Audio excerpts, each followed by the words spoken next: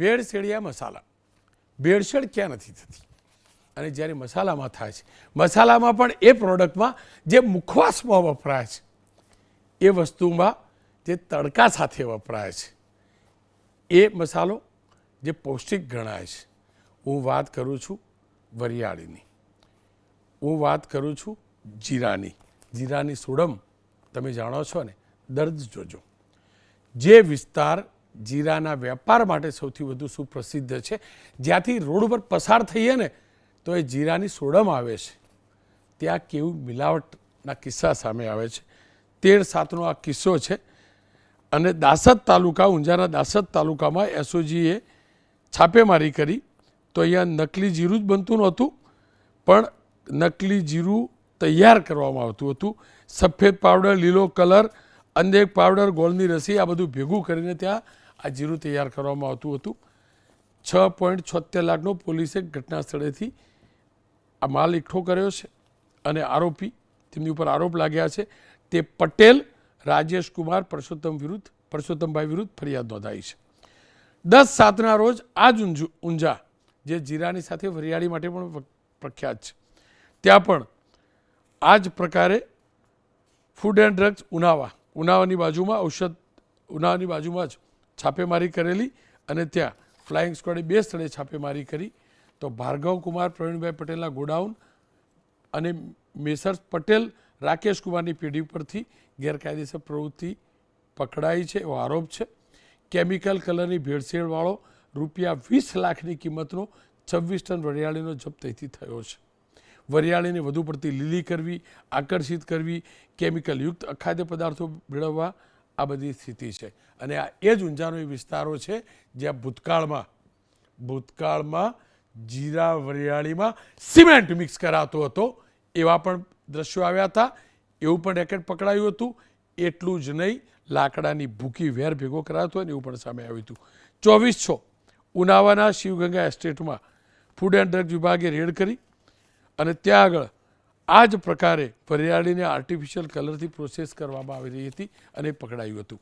31 જાન્યુઆરી અહીંયા પણ આ જ પ્રકારે શ્રી શ્યામ ટ્રેડર્સ અને કુંદનલાલની ફેક્ટરીમાં રેડ કરાઈ હતી.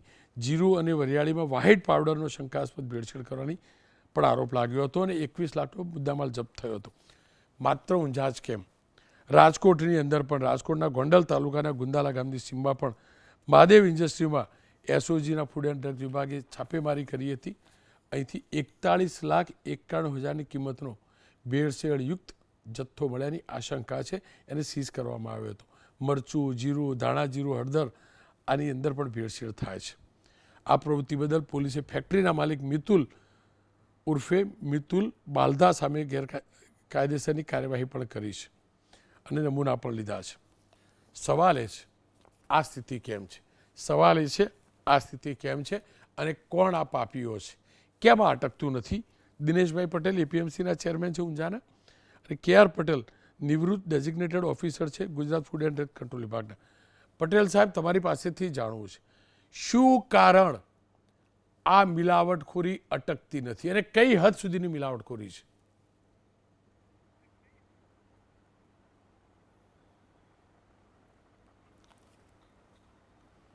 નમસ્તે જી.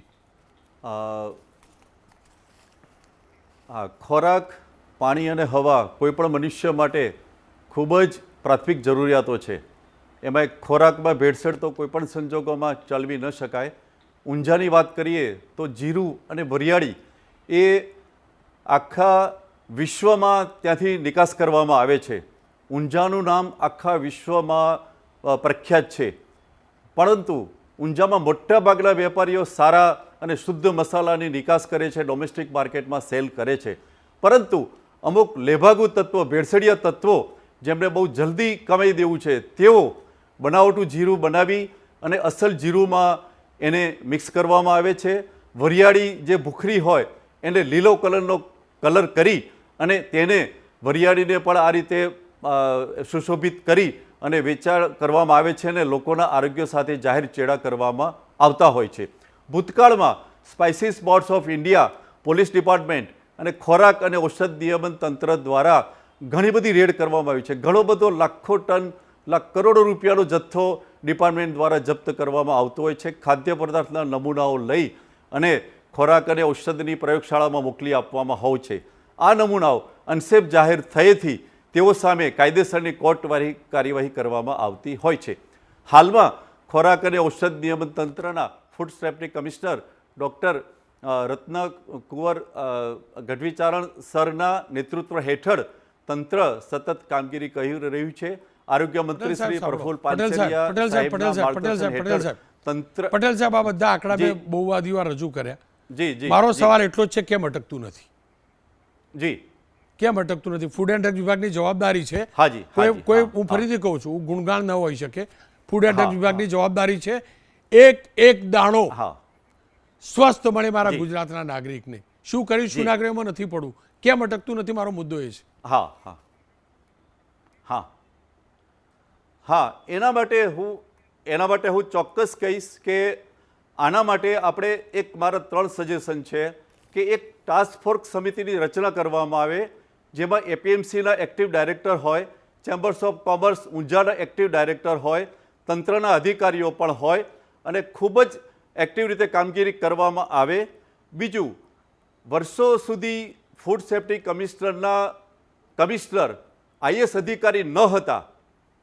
Food safety standard act rules 2011માં ક્લિયર કટ જોગવાઈ છે કે ફૂડ સેફ્ટી કમિશનર સેક્રેટરી કક્ષાના જ હોવા જોઈએ. 5/8/2011થી ફૂડ સેફ્ટી સ્ટાન્ડર્ડ એક્ટ સમગ્ર ભારતમાં અમલ કરવામાં આવ્યો છે. ગુજરાત સરકારે 15 વર્ષના સમયગાળા પછી આઈએસ ઓફિસર ડૉક્ટર રત્નકુંવર ગઢવીચારણ સાહેબની આઈએસ તરીકે નિમણૂક કરેલ છે. 1 વર્ષ પહેલાં જ એમની નિમણૂક કરવામાં આવેલ છે અને તંત્ર એક્શન મોડમાં આવેલ છે. ગુજરાત સરકારે જો થોડા વર્ષો પહેલાં આઈએસ ઓફિસરની નિમણૂક કરેલ હોત તો તંત્રની પરિસ્થિતિ થોડી જુદી હોત. અને જે પહેલાં જે કમિશનર હતા એ આઈએસ કક્ષાના ન હતા, જેથી થોડી તંત્રની કામગીરી પર અસર કરી શકે. બીજું કે ફૂડ સેફ્ટી ઓફિસર દ્વારા તંત્ર દ્વારા કોર્ટ કેસ કરવામાં આવે જ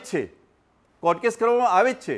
અનસેફ પ્રકારના કોર્ટ કેસ કરવામાં આવ્યા બાદ વેપારીઓ કોર્ટમાં ગુનો કબૂલ કરી લે છે.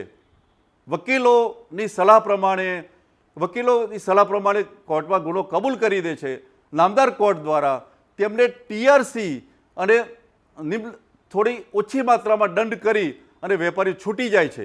તો મારી ગુજરાત સરકારને, કાયદા વિભાગને પણ મારી નમ્ર અપીલ છે કે આવા ગુના કબૂલ કરેલા કેસ એ પણ લીગલ ડિપાર્ટમેન્ટ દ્વારા અપીલ કરવી જોઈએ, જેથી ગુનેગારોને દંડનીય સજા કરી શકાય. ફૂડ સેફ્ટી એક્ટમાં જેલની સજાની જોગવાઈ છે. પટેલ સાહેબ, જી કાનૂન એ પણ મારું એક સજેશન છે. જી, કાનૂન વધુ મજબૂત કરવો જરૂરી છે. આપે સનદી અધિકારીની વાત કરી. જી, તમામ સનદી અધિકારીનો આદર. પણ પટેલ સાહેબ, અને હું તમે કેમ કહી રહ્યા છો એ પણ કહું, શ્રીમાન કોશિયાના સરકારે એક્સટેન્શન આપતી ગઈ એ તમે કહી રહ્યા છો. તમે ખુલ્લી નામ ના બોલ્યા, મને કોઈ શરમ નથી નામ બોલવામાં. પણ અનેક વિભાગમાં સનદી અધિકારીઓ છે ને, ત્યાં પણ શું ખેલ ચાલે છે આપણે જાણીએ છીએ. સવાલ નીતિ અને નિયતનો છે. આ હકીકત છે, નિષ્ઠાનો છે. કોઈ પણ વ્યક્તિ હોય, પોસ્ટ સેકન્ડરી મેટર કરે છે, ડેઝિગ્નેશન સેકન્ડરી છે. નાનો વ્યક્તિ પણ, નાનો અધિકારી પણ ઈચ્છા શક્તિ હોય તો મજબૂત કામગીરી કરી શકે છે. ખેર, દિનેશભાઈ મારી સાથે જોડાયા છે, એપીએમસીના ચેરમેન છે ઊંઝાના, એમની સાથે વાત કરી લઈએ. દિનેશભાઈ, શું કારણ જીરું હોય કે વરિયાળી કે પછી અન્ય મસાલા, તેની અંદર મિલાવટ આપણે અટકાવી નથી શક્યા અથવા અટકતી નથી? જવાબદાર કોણ અને આ કેટલું ઘાતક, કેટલું ખતરનાક? રોનકભાઈ, આપ જાણો છો એમ ઊંઝા એ સમગ્ર વિશ્વમાં પ્રખ્યાત સ્પાઇસ માર્કેટ છે અને ઊંઝાની સ્પાઇસની 2 મુખ્ય આઇટમો જીરું અને વરિયાળી. જીરું અને વરિયાળી બંનેનો દાણો એક જ સરખો હોય છે. જીરું અને વરિયાળી બંનેમાં વેધરની ઇફેક્ટ એટલી મોટી હોય છે કે બંનેની ક્વોલિટી, ખેડૂત જે માલ લઈને આવે છે એમાં ખૂબ મોટી રેન્જ હોય છે. વરિયાળી છે તો મારા બજારમાં આજે 1200 રૂપિયે મણ વેચાય છે અને સારી ક્વોલિટીની વરિયાળી 6 થી 7 હજાર રૂપિયા મણમાં પણ વેચાય છે. જીરુમાં પણ એવું છે. જીરું છે એ 3,000 રૂપિયામાં વેચાય છે અને આજે 6500-6000 રૂપિયામાં પણ વેચાય છે. એટલે હલકી ક્વોલિટીનું કેટલાક તત્વો એવા હોય છે કે નફાખોરી કરવા માટે થઈ અને હલકી ક્વોલિટીની વરિયાળી જેની પર કોઈ કલર ન હોય એવું હોય એને અખાદ્ય કલર એની પર ચડાવી અને સારી વરિયાળી ભેગું મેળવી અને ક્યાંક વેચતા હોય છે. એકચ્યુઅલી જોઈએ તો જીરુમાં પણ આવું છે. જીરુનો દાણો અને વરિયાળીનો દાણો સરખો હોય તો વરિયાળી જે હલકી હોય એની ઉપર બ્રાઉન જેવો કઈ માટીનો કલર કરી અને એને પણ જીરુમાં ક્યાંક ભેળવતા હોય છે. દિનેશભાઈ, ઊંઝા એપીએમસી દશકોથી જીરું અને વરિયાળી માટે દેશ અને દુનિયાભરના બજારોમાં પ્રસ્થાપિત થઈ ચૂક્યું છે, પ્રતિષ્ઠિત ગણાય છે. પરંતુ જો આ જ પ્રકારે જીરા અને વરિયાળીની અંદર મિલાવટ થતી હોય તો સ્વાભાવિક રીતે જ ઊંઝાના માર્કેટની શાખને ઠેસ તો પહોંચે ને, ધક્કો તો લાગે ને. સાહેબ, ઊંઝા બિલકુલ ઠેસ પહોંચે છે અને આમાં ઊંઝાની પ્રતિષ્ઠાને એક લોંછન અડાડવાનો એક સરસ રીતે એક કાવતરું ચાલે છે, એમ કહું તો પણ ખોટું નથી. કારણ કે ઊંઝા છે એ સામાન્ય એપીએમસી નથી. જનરલી શું હોય કે એપીએમસી ની આજુબાજુ 25-50 કિલોમીટરનો માલ આવતો હોય છે. ઊંઝા એ મંડીઓની મંડી છે. ઊંઝામાં સમગ્ર ગુજરાતમાંથી માલ વેચાવા આવે છે, મસાલા પાક સમગ્ર રાજસ્થાનમાંથી આવે છે અને મંડીની અંદર તો જે માલ વેચાય છે એ ખેડૂતનો નેચરલ પાક છે. એમાં ક્યાંય કોઈ મિલાવટ નથી હોતી. ખેડૂતનો નેચરલ પાક હોય છે, નેચરલ એના ઢગલા થઈ અને એનું ઓક્શન થતું હોય છે અને એનો વેપાર થતો હોય છે. અહીંથી વેપાર થયા પછી જે લઈ ગયા પછી વેપારીઓ ક્યાંય દૂર અવાવરું જગ્યાએ જઈ અને ક્યાંક કોઈ 2-5% આવું ક્યાંક થતું હોય. જે આપણે જોઈએ છીએ કે જે માલ પકડાય છે એ 5-25 બોરી પકડાય છે, જ્યારે ઊંઝામાં તો લાખો બોરીનો વેપાર થતો હોય છે. ઊંઝામાં જોઈએ તો ટોટલ જે જીરાનું આપણું ઉત્પાદન છે 1 કરોડ બોરી છે. એમાંથી અહીંયા 60% વેપાર તો ઊંઝા થ્રુ થતો હોય છે. એટલે 60 લાખ બોરીમાં ક્યાંક 5-25 બોરીનો પકડાય તો એનાથી કઈ ટોટલ ખરાબ થઈ ગયું છે એવું નથી, પણ એનાથી ઊંઝાની ઇજ્જતને ચોક્કસ ધક્કો પહોંચે છે. વેપારની સિસ્ટમ જોઈએ તો અહીંયાથી જે માલ એક્સપોર્ટ થતો હોય એ સ્પાઇસીસ બોર્ડના ટેસ્ટિંગ સાથે એની ટેગ સાથે એક્સપોર્ટ થતો હોય છે. એટલે બહાર જતો માલ હોય એ સ્પાઇસીસ બોર્ડની નિગરાની નીચે જતો હોય છે. ઘણા તત્વો એવા હોય છે કે અહીંથી ધારો કે બહાર અલગ કન્ટ્રીમાં લઈ ગયા પછી ત્યાં જઈને મિલાવટ કરતા હોય છે. એટલે ઊંઝામાં જ મિલાવટ થાય છે કે ઊંઝામાં જ ખરાબ થાય વેપાર થાય છે એવું નથી હોતું. દિનેશભાઈ, હવે તો ઊંઝા જ નહીં, ગોંડલની અંદર પણ આ જ પ્રકારે મિલાવટ સામે આવી છે. શું કારણ અને કેમ? એપીએમસી હોય કે પછી સરકાર આ મિલાવટખોરો સામે નક્કર કાર્યવાહી નથી કરતી. કારણ છે શું? કારણ છે શું? શું એપીએમસી ગંભીર નથી? શું સરકાર ગંભીર નથી? સરકાર તરફથી પણ પ્રયત્ન થતો હોય છે. ફૂડ એન્ડ ડ્રગ ડિપાર્ટમેન્ટ પણ જ્યાં પણ આવી બાતમી મળે, આ વસ્તુ શું છે કે જે આવું મિલાવટ કરતા લોકો છે એ ક્યાંક અવાવરું જગ્યાએ અથવા તો ખેતરોમાં જઈ અને આ પ્રવૃત્તિ કરતા હોય છે. આજે આ જગ્યાએ કરે છે તો ક્યાલે ત્યાંથી પણ બદલીને બીજી કોઈ જગ્યાએ લઈ જાય છે. આના માટે કોઈ મશીનરી કે એવી કંઈ જરૂરિયાત હોતી નથી. આ ખુલ્લામાં ગમે ત્યાં જઈને આ પ્રવૃત્તિ કરતા હોય છે. આ રાજસ્થાનમાં પણ થાય છે, દૂર બનાસકાંઠામાં જઈને પણ ખેડૂતો આવું કરે છે, ક્યાંક લેભાગુ તત્વો આવું કરે છે અને આનું પ્રમાણ આટલી 1% પણ નથી. પણ આના લીધે ચોક્કસ સમગ્ર બજારને ખૂબ જ મોટું નુકસાન જાય છે. ભારતની ઇમેજને પણ નુકસાન જાય છે.